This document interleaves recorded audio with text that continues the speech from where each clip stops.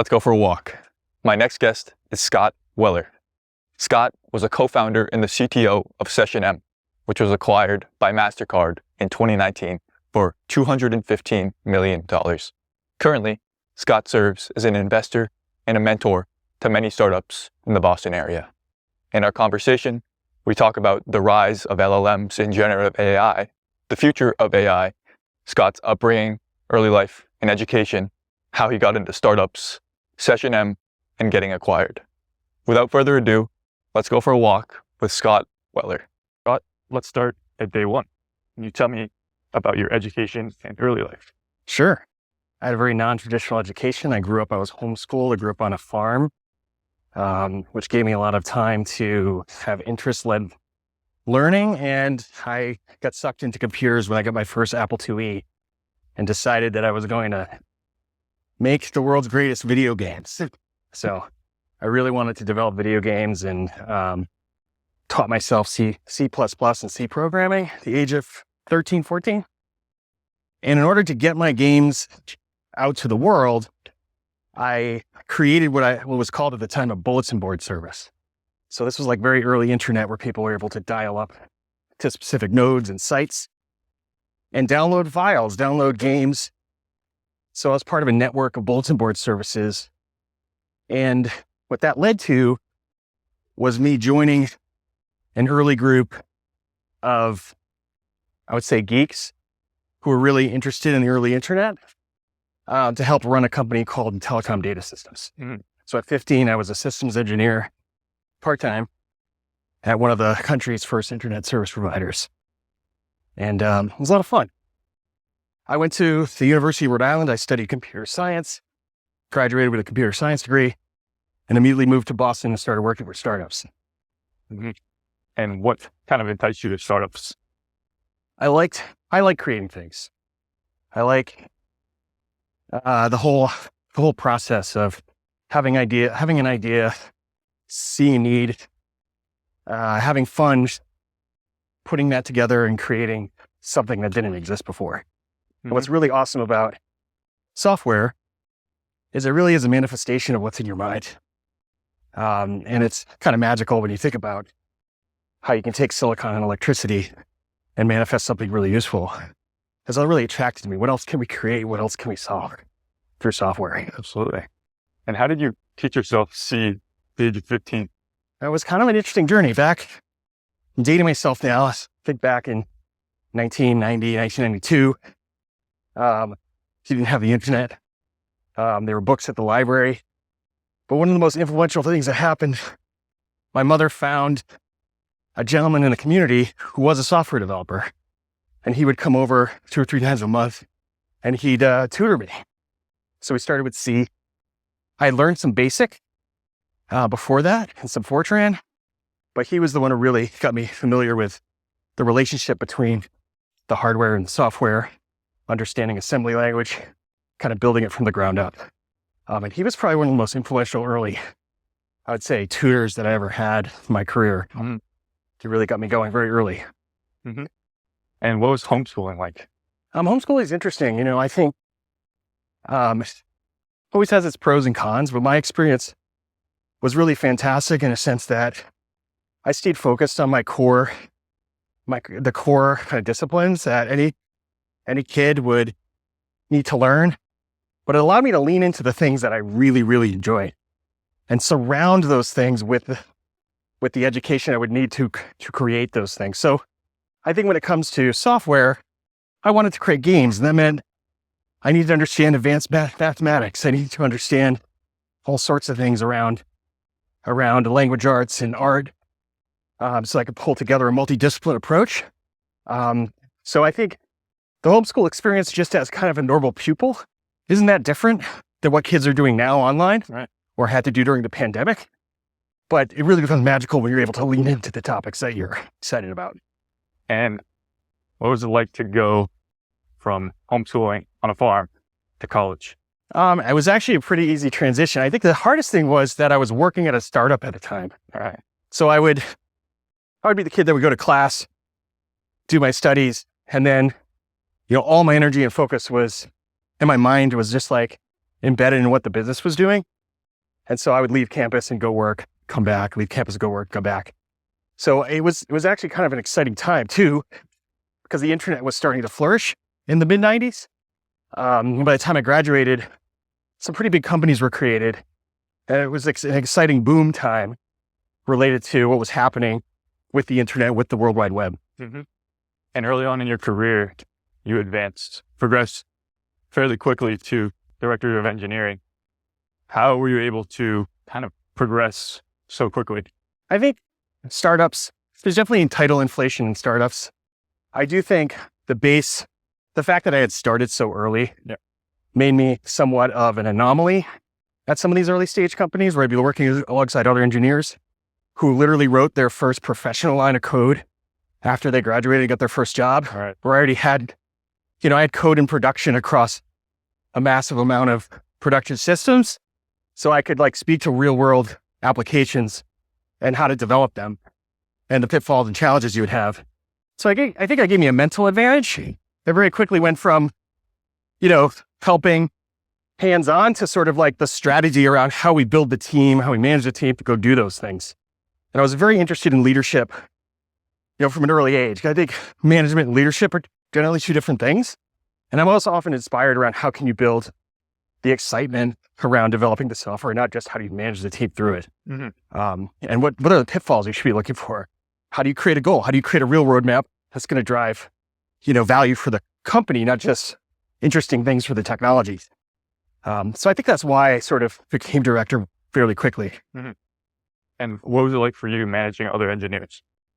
I think management is interesting. I think the most important thing was that I had to learn through some mistakes, was really that your strategy and your goals and how you set those goals and align them with the organization are the most important thing to get right so that your priorities are sound. And then managing a functional team, kind of is born from that. If you don't have the sound strategy and you're aligned with the organization, what you're building, why you're building it, and the pace you have to move at, a lot of things tend to break. Mm. And I often see a lot of, first-time engineering directors, focused on how to correctly manage the engineering team without sort of looking ahead and spending the time to align themselves with the other parts of the organization that allow you to kind of build the interpretation of the corporate strategy or the go-to-market strategy and sort of apply it to how you're managing the team. Mm-hmm. And where did you learn kind of the need to do that? Was it through failures, or was it through, did you naturally kind of have those leadership skills and alignment skills? I think it's a learned skill set through kind of accepting that you're going to fail. I think there's plenty of moments where as you grow as an engineer and you grow into sort of a leader, if that's the path you want, I think there is a point in time where you're sort of interloping between the two things. You're trying to manage the team while at the same time you're probably the highest contributor of the code base. And you have to really make a conscious decision. I've failed a few times on projects, on roadmaps, trying to figure out why is this happening? And I, would default back to I have to work harder. Right. I have to contribute. I have to demonstrate, I have to show the team, what grit looks like and how we hit the roadmap milestones, to realizing that it's not about you. And I think leadership is really about putting structures in place so that you can make what you're doing bigger than your own ego, bigger than yourself. And that's a really challenging thing for a lot of people because they come into the world kind of defining their self-work based on their work output. And then you get into this leadership position, you have to realize, well, how do I scale this? How do I make it bigger than me? So when I had that revelation, it really started to change how I looked at how I structured sprints, how I structured, the alignment of the roadmap with the rest of the company.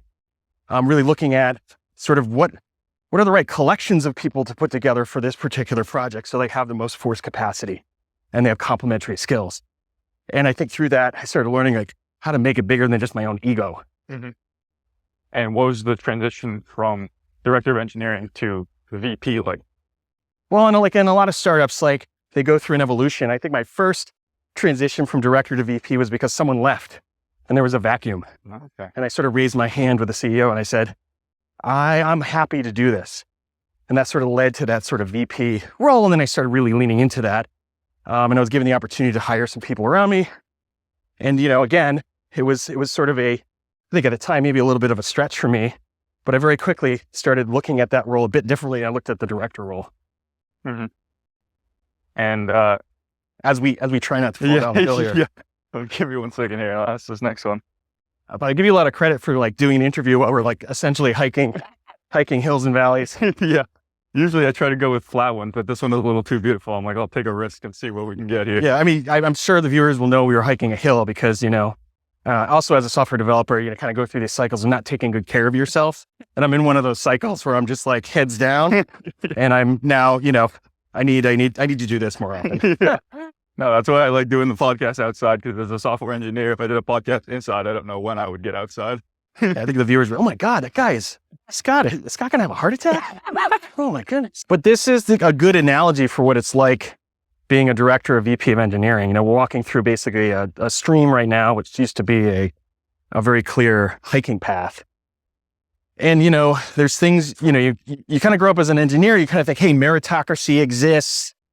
There's a clear if this, then that to building something. And then you find that the rug is pulled out from underneath you, or that the trail you were hiking that was very clear turns into a muddy path. And I think that's what I learned as a VP of engineering, is that as you start working across an organization, your job becomes more about how can you keep clarity, how can you maintain clarity associated with the go-to-market strategy, clarity around how should all the rest of the organization be interacting and behaving with your team to reach those goals. And so you end up spending a lot more time cross-functionally, like we are right now. We're trying to traverse this, what is essentially a river. But you have to be the first to traverse the river for your team and then go back and say, okay, there's a river ahead. In order for us to hit the corporate goals, we're going to have to traverse that river. So what you were working on last week has to change because now we have to build a bridge. Or build some floats or engineer our way around. And I think if you're too inflexible as a VP of engineering, or you're not spending enough time aligning with the rest of the organization around corporate strategy, your team ends up like 20 degrees off course, like at any given time. And your team then gets really upset with you and they get depressed. They're like, hey, there's too much variability in what we're doing. So you got to get out in front as a VP of engineering. You have to traverse the landscape. You have to understand the challenges that are coming, and you have to be willing to communicate to your peers or your CEO, what to anticipate on the engineering side in order for us to achieve those goals. You have to be really honest. And I find for myself, my earliest experience as a VP, I was super overly ambitious, because I think I wanted to impress management and say, oh yeah, that'll take 2 weeks. That'll take 3 weeks. Yeah. What you said is right directionally. Versus kind of having an internal dialogue first or a team dialogue on what we should go back to the organization with. I sort of developed that over time. So a little more balanced on the ambition. Mm-hmm. But I do think in startups, there has to be there's a skill set around being ambitious and kind of embracing not having all of the details in order to make a decision. You can't be, oh wow, who's falling down the hill? Let's go this way and get out of the the river. I think there's a great view up there, though. If you want, let's see if we can press on. I think there's actually a pretty epic view up there. This is like, I'm a startup guy, so I'm like, that's a little harder. You traverse it all the way back here, then you let me know. I'll bring the camera with me. Yeah. And then, what was it like becoming a CTO? Well, I became a CTO when I decided to start my own company. When I was a director of engineering, I had this really awesome conversation with Steve Kane, who was like a mentor of mine and the CEO of multiple companies I worked for. And at the time I was starting to have kids. My life was changing. I was looking at expenses. I'm like, man, I'm just not making enough money. And so I had a conversation that day with him. Like, I don't think I make enough for what I'm doing. What do I do? And we had this, he was like, Scott, there's always a plateau as a software engineer in terms of your income and salary. And yes, you could go into research, but you're always going to hit this plateau at some point. Right. And there's two ways to make more money in this industry. One, become a salesperson and have a variable salary on success. So become a bit more connected to the success of the business and be paid when there's big successes and not get paid when there's no successes. Right. So accept that variable and you can make more. The other way is to go start your own company. And that that like became like an earworm in my mind as I started working through my career. Start your own company, start your own company. And so the first time I was a CTO was when I decided to start my own company. And I was super green. I didn't really know what it was like to be a chief technology officer of your own company. Right. But it felt natural because we were starting from zero. So literally starting as the first software developer, that felt natural. And I had to recognize, like, as we scaled and build the business, that my role was going to change. And I had to notice when that happened. And then, sometimes I was ahead of that. Sometimes I was way behind it. But that whole theory of like making it bigger than myself, like putting my ego aside and decide what's right for the team and the company, I think helped me, because I had that revelation early on. I think that did help me graduate into more of a CTO leadership role. And where did the idea for SessionM come from? Oh, it's interesting. Now, this is the part, before I answer that question, this is the part where we don't get to an awesome view because we took a chance. But I think this is going to lead us to a parking lot, actually. That's a nice view, though. So when I was coming out of a company called Scientific Games, it's part of a company called Game Logic, which is one of Steve Kane's companies, the gentleman I mentioned before. And he's a local investor and he's also a founder. He's founded another business. And that led to, me kind of deciding I did want to go off on my own. And one of my co-founders was Mark Herman, who we had worked together for like 12 years in the same company. He's a product guy, he's an ops guy, and he's really great. And so we came together and we said, you know what, this mobile, it was in 2010, and we had lunch one day, and we're like, the iPhone just launched in 2007. The App Store was starting to explode. Clearly something was happening in terms of how people were engaging with the quote unquote internet. Right. And we both knew or believed that how people transact was going to just get drawn into this device. And at the time, most of the apps were either games or I would say showpieces for large brands. So we had that feeling like, hey, if transactions come to these devices, well, so will all the other things that people do with media and marketing and email and platforms. So we were coming from like the data science and loyalty space, the membership space.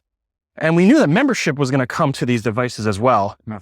And at the time, there really was no kind of cohesive mobile specific membership platform. And mainly because there weren't a lot of transactions happening in mobile at the time outside of games. Mm-hmm. So we took a chance. We created a initial prototype around essentially a game, kind of like Waze. We created like the Waze for membership programs. And we were going to give this membership program to every single mobile app publisher. That was our theory. We'll give them analytics on their apps. They'd be able to have registration and customer profiles, and then they'd be able to give like coupons and offers and discounts. And so that's where the idea came from. Where it went to was like similar and adjacent, but entirely different from a business model perspective. But it was a very exciting kind of transition because we went from this perspective of running our own really large network of apps and membership. We created our own coalition membership program off of our tech. We're about 25, 30 million members across all these mobile apps. So we had a lot of data. And we were able to use that data to say, well, this is how people behave in mobile. And as businesses were adopting transaction-based engagement through apps, we could be there with some level of intelligence to say, here's how you should engage those people in and around purchases in your app, because we have this 25, 30 million member program. And there was an inflection point where we took that freemium service that we were running and converted it into a SaaS enterprise solution, which really then fueled the growth of the business. So now we were doing what we were doing on our own, but separately for each individual brand that we worked with. And we were able to then license the technology. If you were a large brand and you wanted to kind of re-platform your membership, your loyalty program through your mobile app, we were there with a system that could get it live quickly, and it actually could help you scale efficiently. And we decided to focus on the largest companies in the world because they had the largest member bases, most engaged customers, and they had apps that actually were pretty darn great. And so that was the evolution of the business, but where it came from was a bit different from where it ended up.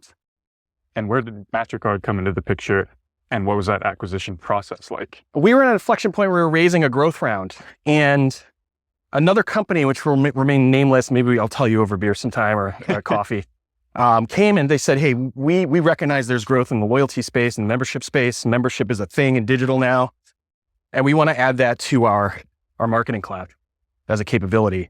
So Lars Albright, my other co-founder, who was the founder of Quattro Wireless and a few other companies, you know, he was like, hey, this is a signal. Maybe we should actually lean into potential acquisition. And so instead of like saying yes to that company, we were raising our growth round, and we kind of canvassed the marketplace, hired a banker like a lot of companies do. And before you know it, Mastercard shows up. So what was cool about Mastercard in that conversation is that they understood membership programs. They understood the value of the data around it, but they understood the value of working with merchants and working with businesses that wanted to do membership. And they were in the process of really scaling this part of their business called data and services, where they do license software. They do work with merchants. They work with the brands that we work with in a way that's not related to their carded business at all. And so we were excited about that. Our cultures matched. They were interested in growing this capability. And so like, hey, this is a great way to continue to grow SessionM in the context of a massively exciting global business. And so we decided to do it. What was it like for you and the employees of SessionM going through the acquisition? I think acquisitions change a company. I think it was hard. It's hard to measure what happened because we closed in October of 2000, closed the deal in October 2019. And the holiday season came, and the holiday season was very big for us. So we decided to kind of pause the integration until April because we needed to get through the holiday season. We did things like we locked the code, we stopped doing software releases, locked the code base, focused on our customers' big holiday launches and programs. And so it was a moment of like where stability mattered. While we were doing that, there was this thing called this COVID-19 pandemic that started becoming a concern. And then by March of 2020, we went into lockdown.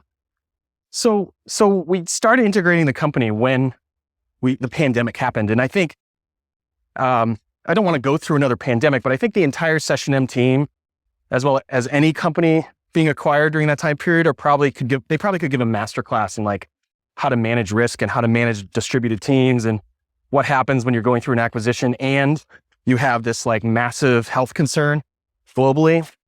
Our teams were so spread out. We had a really great kind of polyglot environment where we had teams in Boston, New York, Pittsburgh.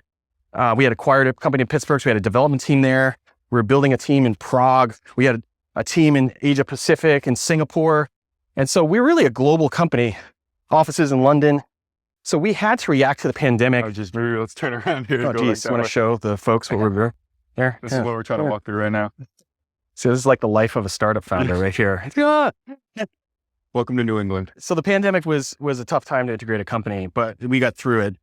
At the same time, you also had the Great Resignation happening across businesses where people were just deciding, well, I'm pretty much done. Want to move on to something else.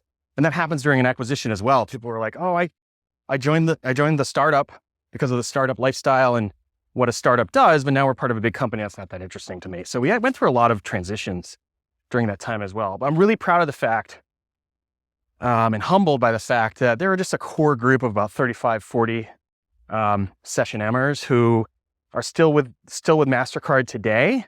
And even coming out of the pandemic, we increased the size of the team overall. So I'm really proud. That core group is just such an amazing group of people.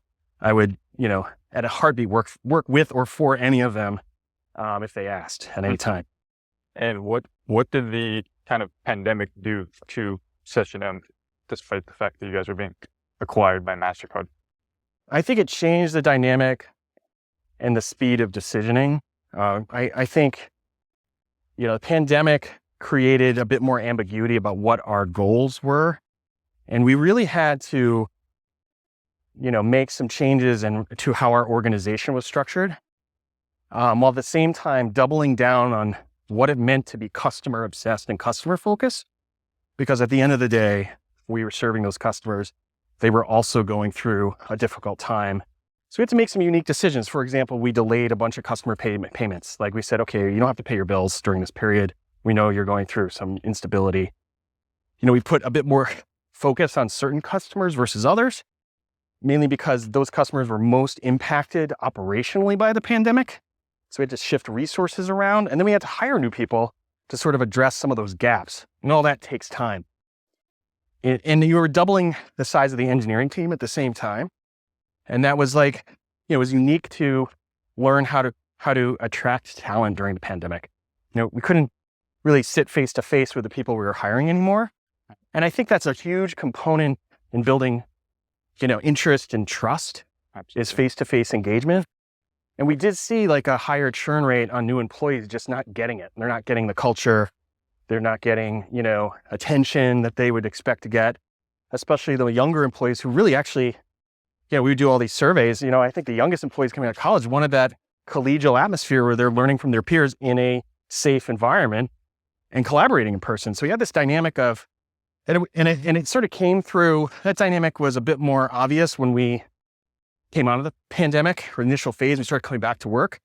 I would say the majority of people who were excited about going back to the office were sort of the post-college grads who just really wanted to be around the people they were learning from and have a social life as well as a work life in the same place. And having been through 2 acquisitions, what's the most difficult part of acquisitions? The most difficult part of acquisitions, I think, are you really don't know how the team is going to react to the new company. Are we all going to stay one company or are we going to be part of a bigger org? Once those questions move beyond, I think people start seeing, well, what's my future with this company? And they start, personally internalizing their own relationship with this new entity. And when you go through that phase, especially at a really, really big company and an exciting company to go work for, there's the distraction factor. You're the new shiny object in the organization. Everyone they have questions. They want you to hop on projects. So then your director and VPs of engineering are working at 3 or 4 side projects in other parts of the organization. And you start asking yourself, are we on mission? And I think force capacity is so important in a software-led company. So like that distraction, I think the second hardest thing was related to just the distractibility of your team in this new environment. And you really have to stay diligent on what are the priorities? How are they affecting things? And that comes from the top down. The executive team just has to be super buttoned up on what the top priorities are.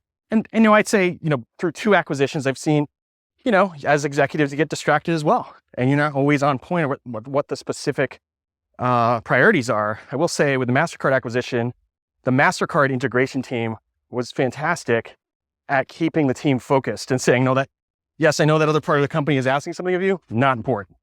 Let's just say focus on A, B, C, and that's how we're going to get through the next year. Once we get through those projects, we can move on to other things. So I think the relationship helped SessionM in the Mastercard scenario, but it's not always perfect. And how did your time at Mastercard differ from the time you spent throughout the rest of your career at startups? I would say what happened at Mastercard for me, I came in as a technology leader who had product experience and then became the head of product for the division. And I think that what was different, instead of being like primarily technology focused and how we build the roadmap, the how, I got more around the who, what, where, when, in relation to our go-to-market strategy, our budget. And so I became much more of a general manager. And I think that was distinctly different than other parts of my career. And it was exciting. It was an interesting transition to sort of experience that level of responsibility in terms of how each part of the team is interconnected and kind of helping to drive towards your goal. Mm-hmm. And how did being a VP of product compare to being a VP of engineering or a CTO? I think you start, you're working much more across the organization with sales and marketing. I think you're becoming more obsessed around your the inputs and outputs to your demand gen engine and like what, the voice of the customer and what are people thinking about the product and how does that lead to more retention and more sales. You start getting a view on things like, well, maybe we just scale our customer success team to build more strength to support engineering in their mission. And maybe we need a new support apparatus so that we have more strength in how we're supporting customers. So I think it's the holistic view on your go-to-market strategy. Whereas as a technology leader, a VP of engineering, I think your responsibility is to ship. And your responsibility is to align with the go-to-market strategy and also influence decisions related to the feasibility of doing things. And I think that transition gave me a much broader view and context of how to really, the levers for scaling a business.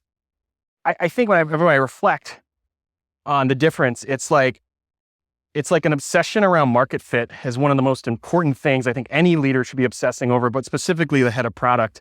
Because if you don't have market fit and your pricing's not right, and you may not, and if you don't understand your like ideal customer profile, like everything else kind of is sort of, sort of affected by the strength of those things. So I became much more obsessed with not just what we were building, but why and who are we building it for, and then how do we get that in the hands of those customers. And what do you love about business and entrepreneurship? Well, what I love about entrepreneurship is what we were talking about before, which is like the ability to create something from nothing, especially in the digital space. Doing that in the digital space is so accessible, especially with the advancements in AI. And I think what I enjoy about business is being able to see the output of that. I think creating something that can be valuable and generate revenue is great, and you have to do that. But then there's what are we doing? What is the power question? Like, why are we here, and what are we doing, and who are we doing it for? And does that really matter in this industry or this space? Are we, people say, are we a painkiller or are we a vitamin, right? And I think that's something that is exciting to figure out. So what I like about business is being able to create something from nothing and generate some revenue. And I really, really like the camaraderie of team, especially at early stage. The ability to bring the right people together and get super excited about that thing that you're building, to the point where people are just obsessed about it for 5-10 years. Mm-hmm. And what has been your favorite part of your career? Favorite part of my career, I think so far, was when my son was born, and I think I became far more focused as a new dad, but also like having to support this new child in my life. And it was one of the greatest things I think that ever happened to me, was having kids. So like an inflection point was when my son was born, or that was when I first realized, wow, I have to actually create more wealth for myself and actually support my family. And then when my daughter was born was right when we started SessionM, and I was like, well, I really have to do that now. So my kids are the driving force behind my innovative spirit. I've always had an innovative spirit, but it really put the gas. I put the gas on after I realized I had to support a family. Did putting the gas on help you increase your productivity and make you work harder, or did it kind of do the opposite and stress you out and make you think, oh, I have to succeed or else? I think when I started SessionM, I literally had my wife and I think I had $30,000 in our bank account. Mm-hmm. And so there was a bit of stress around, can we even do this? I was blessed enough to, start the company with some really experienced entrepreneurs and kind of take some of that stress off. And I think the biggest differentiator around stress reduction is knowing that we built a team that has commensurate skill sets. Like, I don't have to worry about being the CEO who's like trying to figure out how we get funded. I don't have to worry about, other aspects of business like product design and product go-to-market and marketing. I can focus on the tech side. And I think when you do that, it reduces the stress a bit.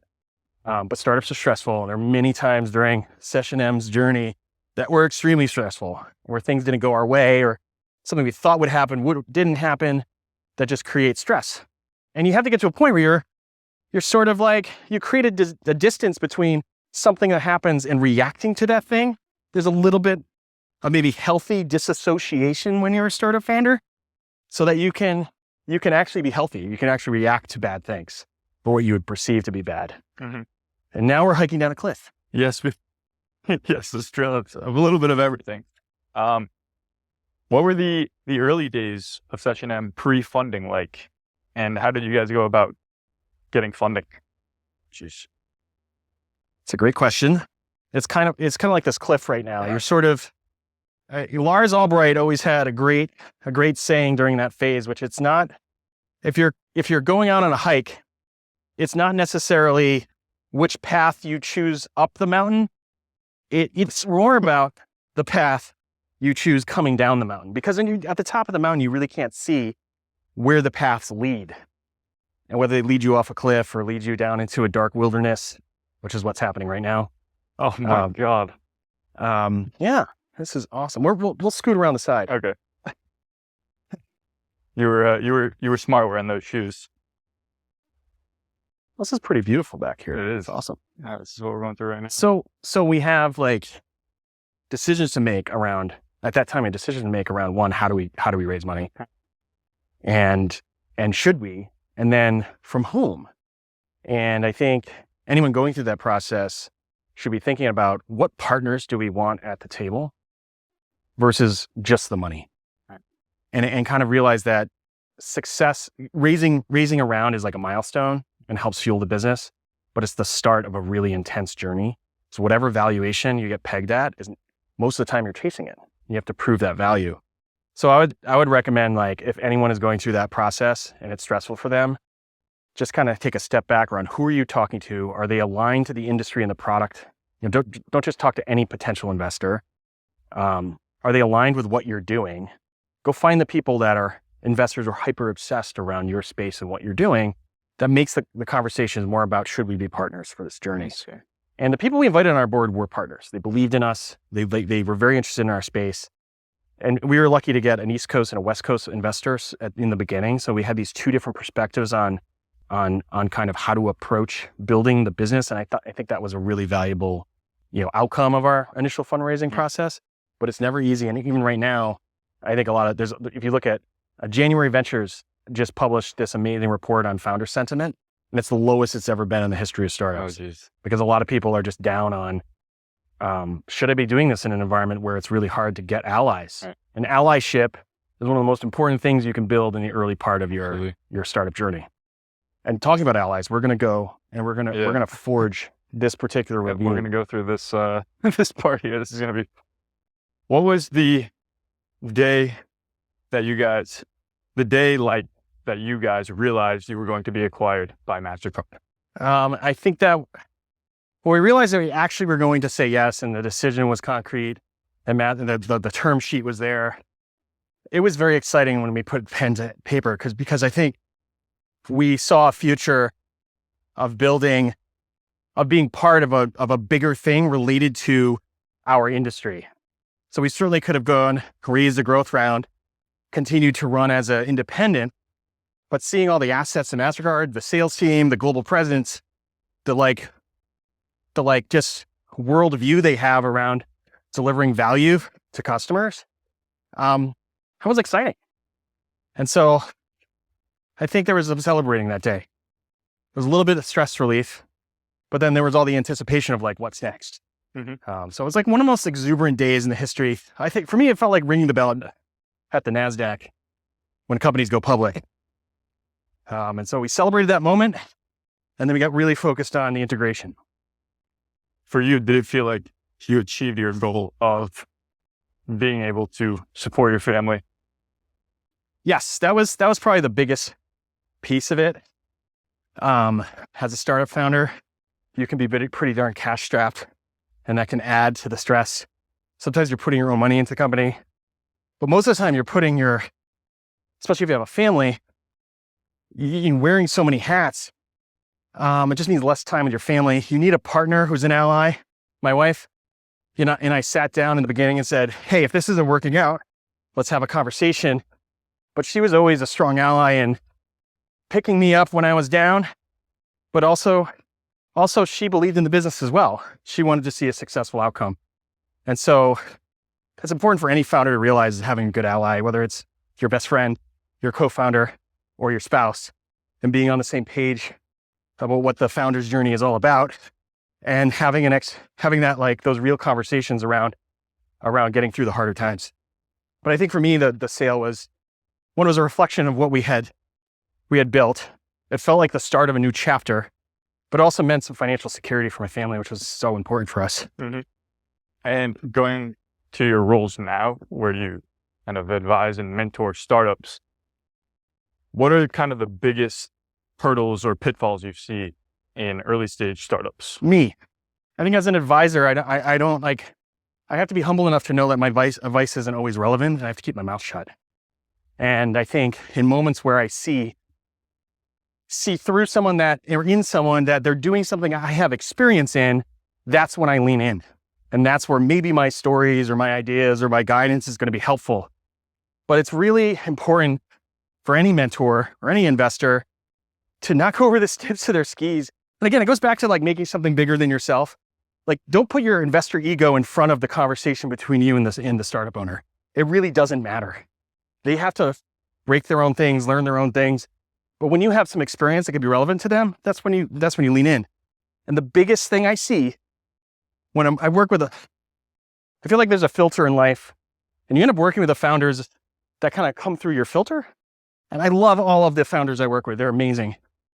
But I do say, like, I often see, I would say, I see challenges around, one, just capitalization. I see a lot of exuberance around the product or the technology. And I see challenges around the frightening realization that you have to work on the market fit piece and understand your customer. You know, I think if you're a startup and you're building something and you're going to put $1 million, you're raising some money and you don't quite have a grasp on who your customer is, I would say pause, because you shouldn't be taking that million and kind of chasing a valuation as you have a customer who knows and you know they're getting some level of value from your product.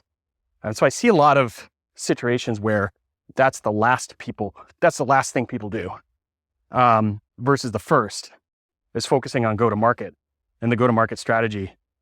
And I say the second thing I see quite often is just a kind of a disregard for the importance of mission and brand identity. Some startups from the beginning, they're like, here's our mission. It's so succinct, and they're going to change something in their industry or the world, or using a technology or an approach. And then I think others kind of say, well, marketing is kind of the thing we worry about later. And so they're not really building off a pillar of strength when it comes to how they make decisions. Like, are we making a decision that's aligned with our core values, our mission, achieving something for our potential customers? And I would say if you don't have a really strong mission statement and a strong set of core values, spend a couple hours with your co-founders, go get a coffee, go get a beer, have a glass of wine, get a little creative, and really decide what is your core mission, what your values are. And maybe even hire for equity or for maybe a little money, hire a brand expert. There's plenty of, I would say, CMOs out there who are fractional CMOs who are great at branding and identity, and just, hire them for a month or so and have them come on the team and really help you nail that. And going through everything you've been through in SessionM for the 8 years or 11 years you were there, would you do it again? Absolutely. I think life is short, and I will do it again. And I think, obviously you always would do it differently, but of course it would. I think I love creating things and putting things in the world. I think you have chapters to your life. I think my chapter now is about how do I find the right team to go create something before I even try to put that in the world. But absolutely, I would do it again. What do you think about the rise of AI and how it will impact business? Well, I think we're in a time with the AI we have now, for a long time, these models have existed in the back office. They were experimental, and now it's coming to the forefront. It reminds me of when I was working at IDS and we were working with very early dial-up internet service, and there was no web. And then suddenly Netscape came out and there was this new protocol called HTTP, and you could design something for someone to see, and it was a common thing, and you could see, wow, this is really going to create time compression. And it was time compression around how people access this information among themselves and among other institutions. So that first wave of web was like just a time compression around access to data. You didn't need to go to the library anymore to learn anything.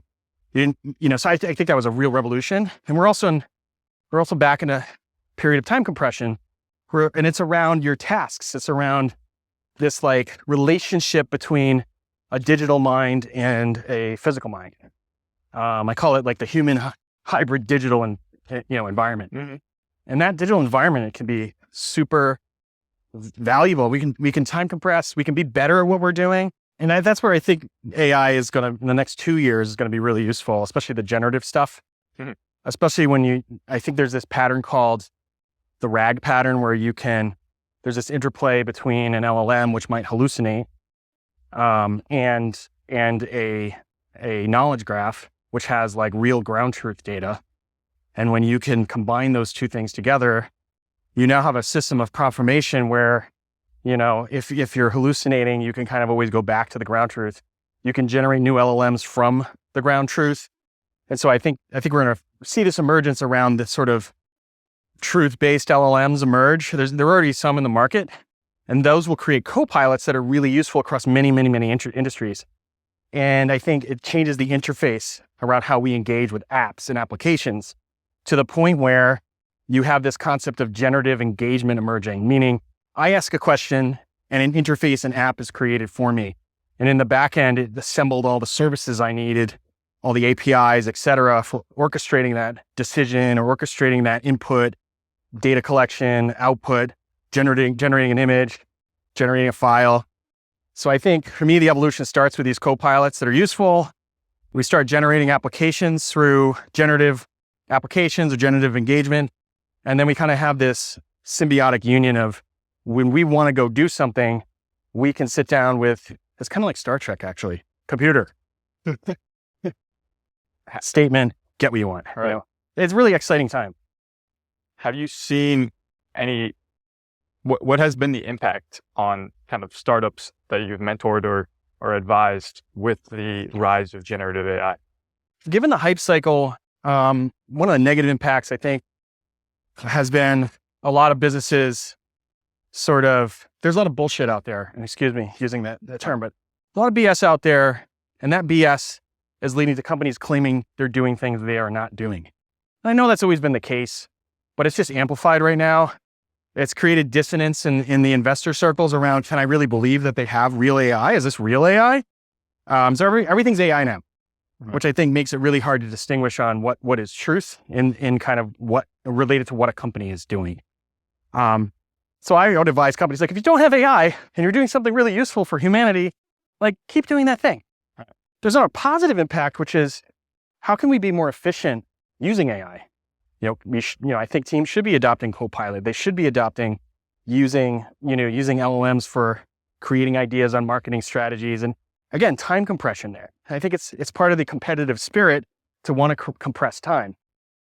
So I think there's positives and negatives. I would say that right now there's quite a few, kind of similar to Web 1.0, when you weren't quite sure what that internet company was doing and what value it was bringing. We do have a lot of AI startups that I don't think they have someone to sell their software to yet. They're either too early and that budget or that role doesn't exist within a company, or they're building something that's more I'd say a feature of a larger platform than actually a like something you could actually sell and scale. So I think there's going to be a learning curve for where AI should be put across an organization and enterprise, and who the buyers are and how it comes in to the organization. Where do you see the future of automation in terms of jobs? I think every cycle we've gone through, there's some jobs that disappear. I mean, I think at one point in history, you had people sitting in front of, interfaces actually disconnecting wires and plugging them in order to kind of do routing for phone calls. And certainly that job doesn't exist anymore. It's done by software, and other jobs are created. I think there is this danger around kind of an economic collapse caused by AI. If sort of jobs are eliminated at a pace that is like aggressive, I do think that could lead to quite a dangerous scenario.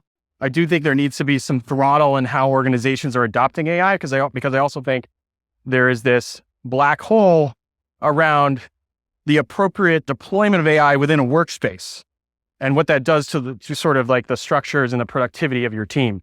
Like, not all AI is useful, and not all AI can produce the results you need to produce. So I think we're in this very experimental time. There's the part of me that is concerned around the speed and the pace that could lead to kind of a bubble and then a bubble popping.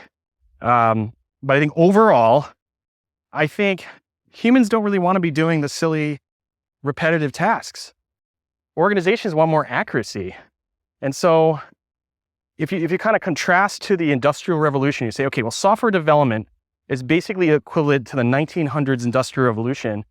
Like, AI is going to make it so that software developers can actually be creative and be effective and have a dramatic level of security and competency and quality that's fundamentally different when you have to do all of the like really basic stuff. I mean, how many times did you like run into an issue prior to a deployment and you spent 4 or 5 days debugging libraries and library versions and trying to figure out, like, why is this issue happening? AI can solve that for you. And so if AI can solve dependencies and dependency issues that generally take developers an annoying amount of time to debug, then that's useful for you. You can be more creative and you get more done. And what are you most excited for the future of AI? I am excited for the fact that when quantum computing actually becomes a thing at scale, we will be able to write applications for it effectively. And I think the only way, I think what's emerging is that in order to really take advantage of a multi-state machine environment, processing environment, I think you need to operate at the scale with AI than what AI can bring to the software development process. And so I'm excited to see what can we do with quantum computers and how will I think AI will play a big role in actually making them effectively useful. What do you think we'll be able to do with quantum computers? I think we'll be able to operate, massively scalable autonomous vehicle systems, drone delivery. So air traffic control becomes I think these systems that are operating things at scale, and when automation comes to those systems, I think quantum computers will be extremely useful in those environments. I think when it comes to processing new drug solutions, inventing new kind of mechanical or composite materials, I think quantum computing will make it, we have a problem. We kind of tell the LLM or the future LLM, we need to go solve this problem. And the amount of testing and simulations that can be run at scale on one machine will be dramatic, which means that institutions will be able to do it, not just governments. Right now we're exhausting our ability to print enough chips fast enough GPUs to sort of train the models we have today. Imagine a world where we use quantum computers to train the models. It'll be a game changer for sure. And I think I have another question for you before we maybe wrap up here and try to find our way back to where we started. How did you manage your time as a dad, a founder, a CTO, and everything else? It's I think it's, I didn't. I would just honestly say I was not that good at it. I had an ally and a partner and multiple people who were supporting me from a time perspective. I always tried to make my weekends about the family and the kids. But at a certain point in my journey, I was traveling 180 days a year, 190 days a year, going to customer sites, building new teams, engaging teams at other offices. And that really was a drag. And I think at that moment, I was just not managing my time correctly. Having done that, if I was to do another whatever endeavor I do in the future, kind of starts with a couple principles. If I start another company, it's going to have a 4-day work week for everybody. It's just there's no reason why there needs to be a focus on kind of the sanctity of your own personal time and family. And I think a 4-day work week can work for that. And that allows people to engineer a better quality of life around what they're doing. Mm-hmm. So there's that. And then, just making sure that my family and my personal time can take precedent over, can be the top priority in a lot of cases. Mm-hmm. And I've learned that through the experience I went through when I wasn't doing that and not managing my personal time effectively. Right. If I didn't have my wife, I don't think any of it would have been possible. And so you need to have I go back to that point about having a good ally and allyship in every endeavor you do is so important for your mental health and just knowing, there are different roles and jobs during that journey and people are leaning in. Did you always know you were going to be working at a startup? I think I did have this vision of moving to the West Coast and working for Microsoft or when Google launched, I was oh, that's a really cool company. And so I don't think I had a vision of working for a startup. I think what drew me into the startup scene was because I was that kid, that geeky guy in a room, locked in my bedroom, coding, obsessing over how to put something into that machine and get something out, leaning into the BBS world, which then led me to the internet world. And so, I think I was crafted for early stage just through that, was forged into just being, an early stage creator. And I think if I was to do things next, it's going to be something early stage. Absolutely. I think with that, I'll cut us off here and we can try to find our way back